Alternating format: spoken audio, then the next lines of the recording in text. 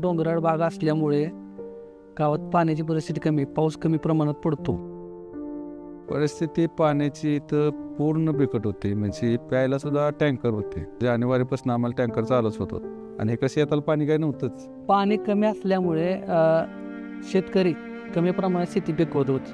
चारा बाहेरून गावून मागवण्याची परिस्थिती त्यावेळेस होत होती. शेती आहे पण त्याला म्हणजे काय करायसाठी काही नव्हतं. पाणी मेन लागतंय.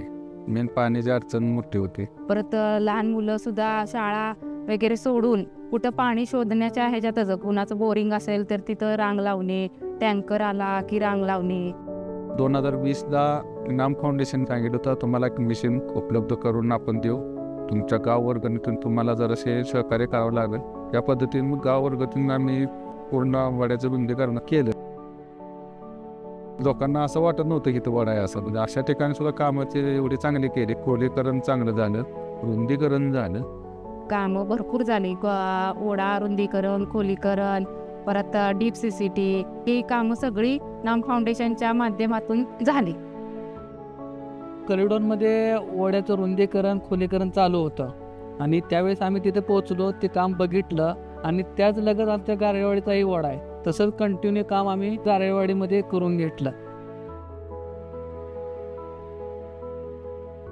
आता बदल असा झाला की बोरवेल जर घेत होतो आम्ही त्यावेळेस साधारणपणे 350-400 फुटावरती जावं लागत होतं. आता 150 ते 200 फुटावरती पाणी लागते.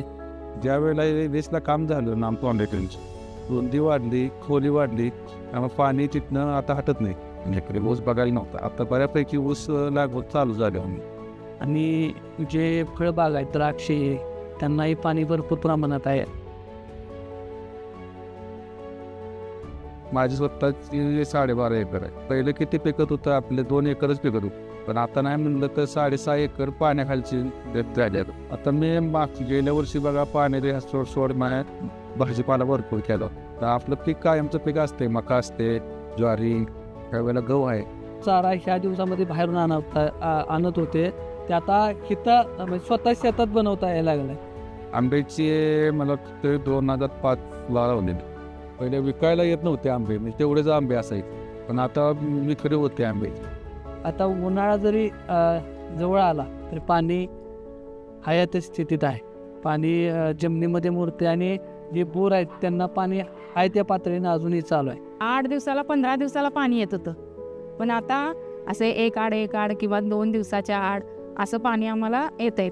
हे काम म्हणजे चांगल्यारीत्या पूर्ण केलं आणि त्याचा आम्हाला भरपूर फायदा होतो. त्यामुळं नाम फाउंडेशन आमच्यासाठी एक वरदान ठरल्यासारखं आहे.